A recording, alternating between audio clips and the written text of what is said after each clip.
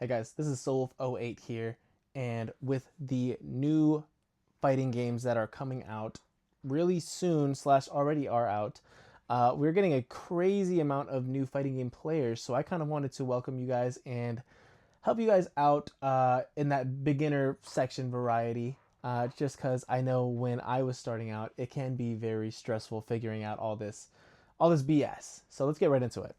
So the first part of this series that I wanted to talk about is picking your character, whether it is a zoner, a all-around type, someone with a bunch of super tanky defense. You really want to figure out what kind of fighter you are.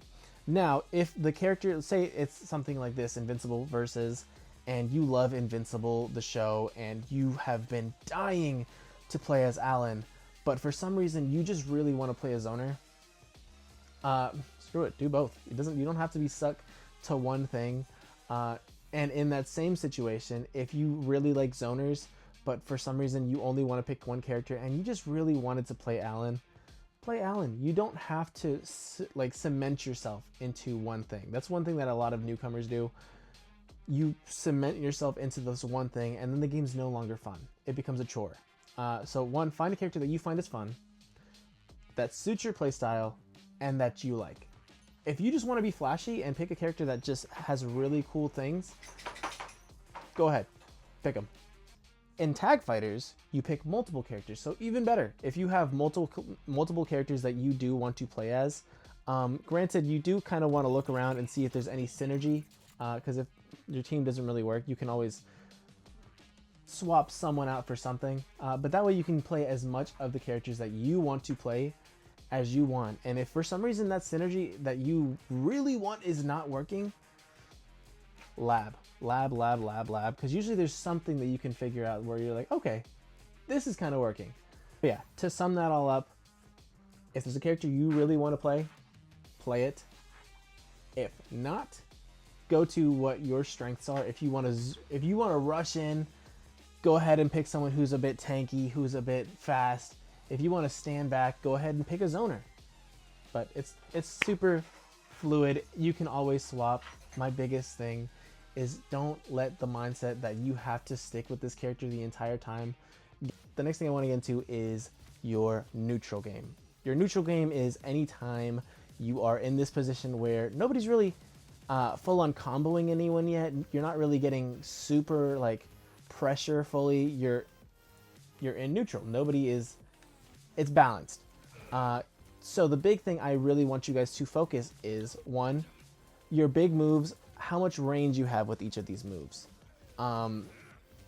If you have a move that has really low range, you might want to dash in super quick. If you have something with long range, then you can do good pokes where, like, stuff like that.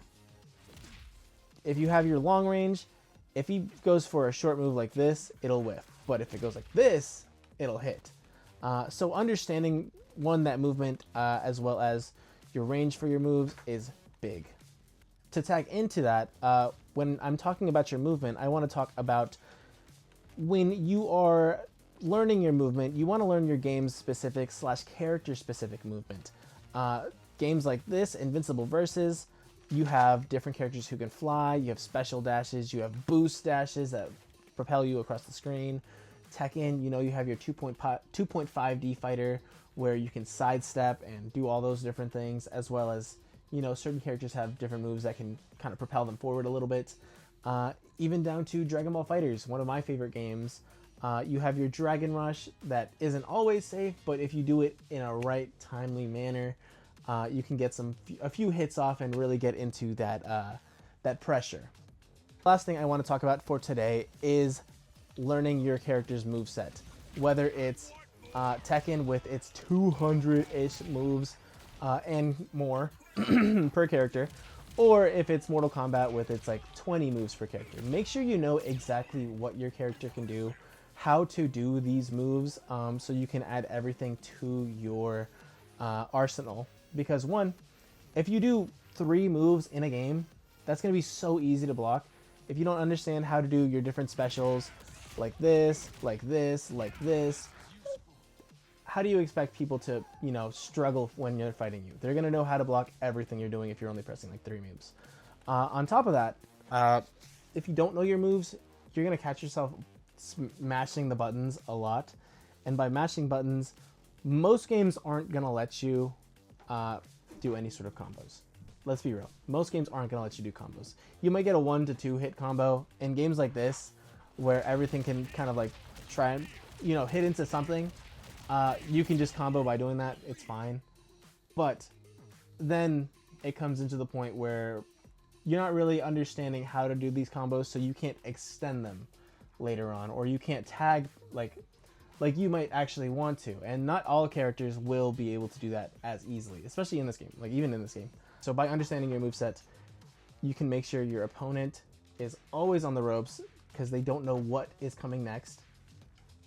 You can execute your combos and make them more intentional. And 3, it's just way more fun. It's way more fun. You don't want to press the same 3 buttons over and over and over again. You didn't spend $40, $50, $60, $70 on these games just so you can press 3 buttons. I mean, some of you might have, but let's be real. Is it fun? Is that fun? No, no. That has been my big first video in this multi-series of intro to fighting games, I guess. If you guys did enjoy, if you guys are new to the fighting game community, make sure you let me know in the comments what brought you into the fighting game community, and did you learn anything?